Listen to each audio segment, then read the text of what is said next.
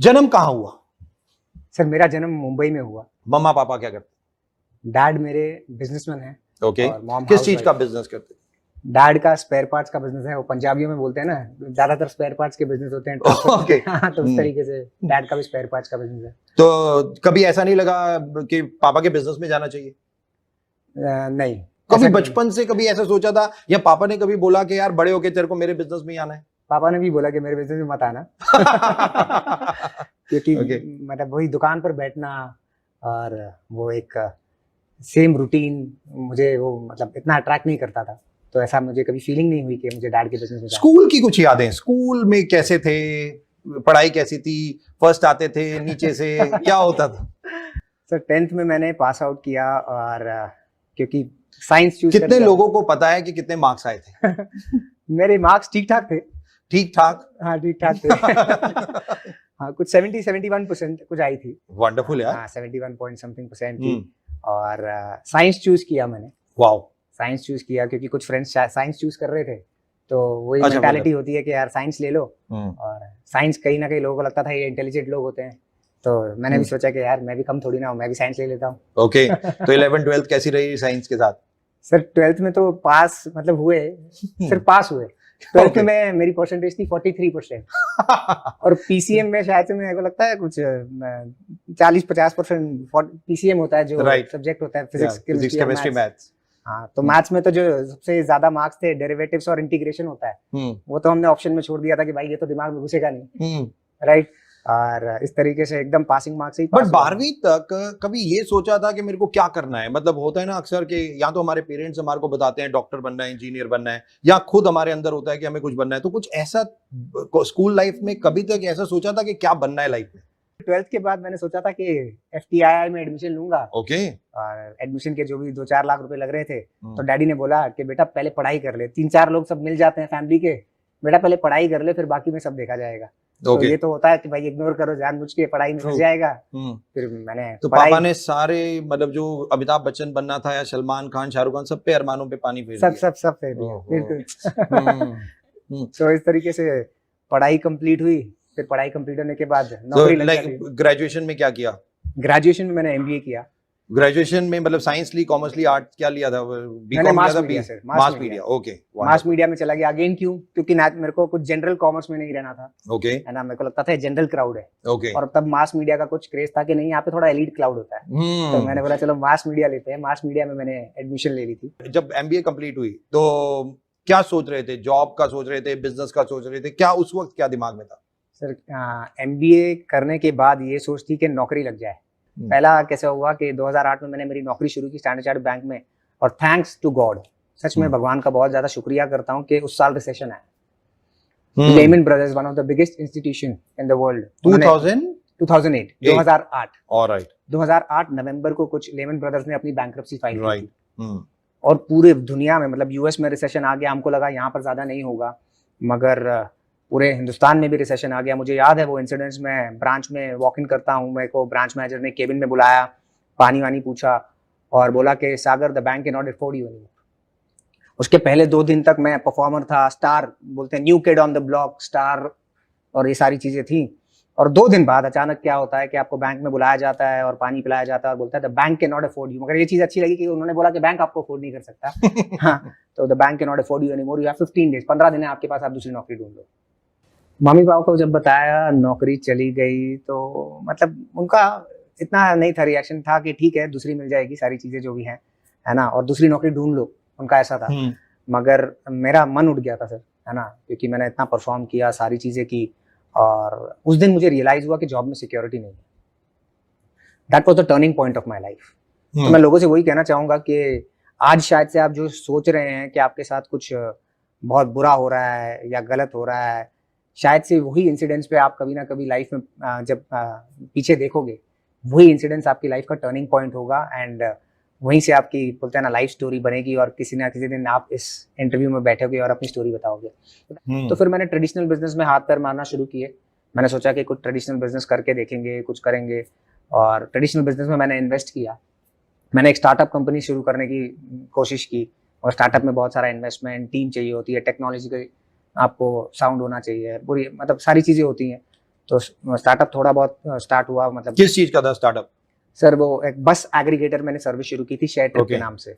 Vestige आई मेरे life में मार्च 2015 में, और ये मेरी सोच थी, ये मेरी थॉट प्रोसेस थी कि अब नवंबर है, दिसंबर जैन बचा है मेरे पास, फरवरी से मुझे मेरी इनकम जो जॉब से आ रही थी उसे रिप्लेस करना और उससे ज्यादा इनकम बनानी है। राइट। है ना कि और ये कब होगा, जब मैं पीछे के रास्ते बंद कर दूंगा। सर मैं कहता हूँ ना कि सक्सेस आपके लिए एक ऑप्शन नहीं होना चाहिए। सक्सेस जिस दिन आपकी मजबूरी बन जाएगा तो उस दिन आपको कोई नहीं रोक सकता सक्सेसफुल होने से। तो मैंने सक्सेसफुल होना मेरे लिए मजबूरी बना दिया सर, पीछे के रास्ते बंद, अभी तो कोई रास्ता बचा ही नहीं, यहाँ पे सक्सेसफुल होना पड़ेगा। और मैंने डायरेक्ट सेलिंग को नौकरी की तरह किया, राइट। और इतनी सेंस ऑफ अर्जेंसी थी मेरे में, राइट, कि भाई अब मैं रिजाइन कर चुका हूँ वहां से, अब मुझे यहाँ पर एकदम स्पीड में काम करके लोगों को प्रूव करना पड़ेगा। सागर, क्या सोचा था कि वेस्टीज ज्वाइन कर लिया है, अपनी वाइफ को छोड़ रहा हूँ, बच्चे को नहीं देख रहा, न्यू बॉर्न, और उसके बाद वेस्टीज कर रहा हूँ, और क्या गोल बनाए थे शुरुआत में? बस सर ऐसा था कि मिशन है, अब तो करना ही पड़ेगा, वही मतलब है ही नहीं कोई ऑप्शन। राइट, ऑब्वियस ऑप्शन ही नहीं है। तो इस तरीके से गोल पहला था कि 1 लाख आ जाए ना तो लाइफ सेट हो जाएगी। सच में पहला गोल था कि 1 लाख आना चाहिए कैसे भी। और कितने टाइम में आ जाए वेस्टीज से? पहला चेक सोचा था 1700 रुपए का था सर। 1733 कितने का? 1733 का पहला चेक। 1733 रुपए, 1733 फर्स्ट चेक। कौन से महीने का था? मार्च 2016। मार्च 2016। Sarang baby boy.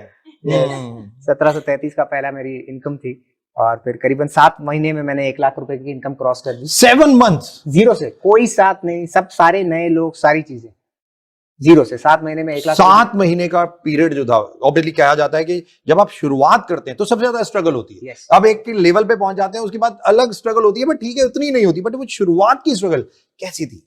सर शुरुआत की स्ट्रगल मतलब बोलता है ना, ऐसा था कि भाई सर पे कफन बांध लिया है ना।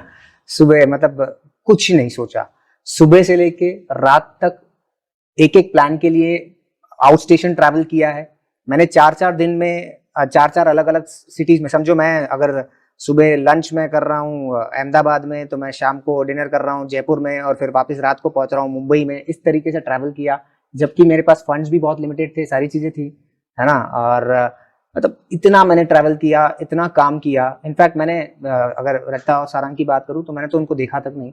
सुबह 8 से लेके रात को जब तक इंसान जगा होता था प्लान देखने के लिए मैं प्लान दिखाता था, और रात को घर आता था। कभी भी मैं 12-1-2 बजे के पहले, जब तक लास्ट ट्रेन होती थी सागर बामरी बाहर होगा। और फिर मैं उस तरीके से बिजनेस को बिल्ड किया। और जिस महीने शादी थी, शादी में बिजी भी था, हनीमून पे भी 10 दिन बाहर था, मगर मेरी जॉब की जो सैलरी थी उससे 80% ज्यादा इनकम मैं इस बिजनेस से बनाने लग गया था, डायरेक्ट सेलिंग। ओके। मन में कभी ऐसा नहीं आया छोड़ यार ये क्या है, मैं तो फिर वापस जॉब में चला जाता हूँ, एमबीए हूँ, इतना पढ़ा लिखा हूँ, जॉब करता हूँ आराम से यार? नहीं, बिल्कुल मन में कभी ऐसा नहीं आया सर। मन में एक्चुअली ये आता था मुझे कि यार इनको समझ नहीं है ना, क्योंकि मुझे बहुत ज्यादा फेथ था, क्योंकि मैं सक्सेस देख चुका था इतना बड़ा वेस्टीज में, राइट। और इतने सारे लोगों का सक्सेस, एक नहीं मतलब अलग अलग बैकग्राउंड के लोगों का सक्सेस, जो इतने पढ़े लिखे नहीं भी हैं, जो पढ़े लिखे हैं, जो मेट्रो से हैं, जो गांव साइड से हैं, फिर भी इतने सारा सक्सेस लोगों का देख चुका था। तो मुझे फेथ बिल्कुल था, और मुझे कहीं ना कहीं एक ऐसी फीलिंग होती थी कि यार काश भगवान इनको थोड़ी सी सद्बुद्धि दे और इनको समझ में आए कि ये इंडस्ट्री क्या है और वेस्टीज क्या है। मोस्ट इंपॉर्टेंटली 1 लाख का चेक आ गया, तो गोल बड़े हो गए कि अब कितना सोच आने लगा था कि कितना तक मैं जा सकता हूँ, कितना मैं कमा सकता हूँ। बेसिकली ड्रीम, सच्ची में कहूँ, ड्रीम इनकम थी 5 लाख। ड्रीम इनकम थी 5 लाख। ड्रीम इनकम थी 5 लाख। ड्रीम मतलब ऐसे वो ड्रीम होता है ना सपना। हाँ, बस 5 लाख से ज्यादा मेरे को कुछ नहीं चाहिए, बहुत है मेरे लिए। है मतलब आ जाए तो ऐसा, वो भी ड्रीम था, आ जाएगा ऐसा नहीं था। मतलब कुछ तो ड्रीम होना चाहिए ना इंसान का, कि खुशी होती है सपने देख के। तो वैसा सपना था कि यार 5 लाख आ जाएगा ना तो लाइफ तो सच में सेट है। और दूसरे साल में सर इनकम पहुंच गई महीने की 6 लाख।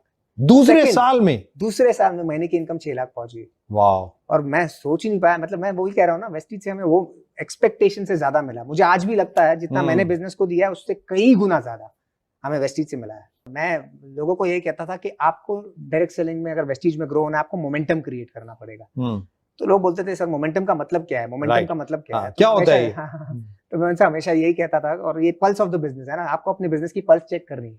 तो पल्स कैसे होगी? अगर आपका ब्रेकफास्ट के टाइम पे ब्रेकफास्ट हो रहा है, लंच के टाइम पे लंच हो रहा है, और डिनर के टाइम पे डिनर हो रहा है, तो आपका बिजनेस मोमेंटम में नहीं है। अच्छा, मोमेंटम में नहीं है। नहीं है, क्योंकि सब चीजें अगर टाइम पे हो रही है तो मतलब आप यार कंफर्ट जोन में हो, राइट, है ना। मैं वही कहता था कि अगर आपका लंच के टाइम पे ब्रेकफास्ट हो रहा है, है ना, और लंच का कोई आता पता नहीं है, और डिनर के टाइम पे जब घर वाले डिनर करके सो जाते हैं, है ना, और रात को आप चोरों की तरह दरवाजा खोलते हो कि कोई उठ ना जाए, और वो जो ठंडी रोटी आपका इंतजार कर रही होती है, वो ठंडी रोटी का मजा गर्म रोटी से ज्यादा आता है, क्योंकि दिन भर अपने अपने सपनों के लिए काम किया होता है।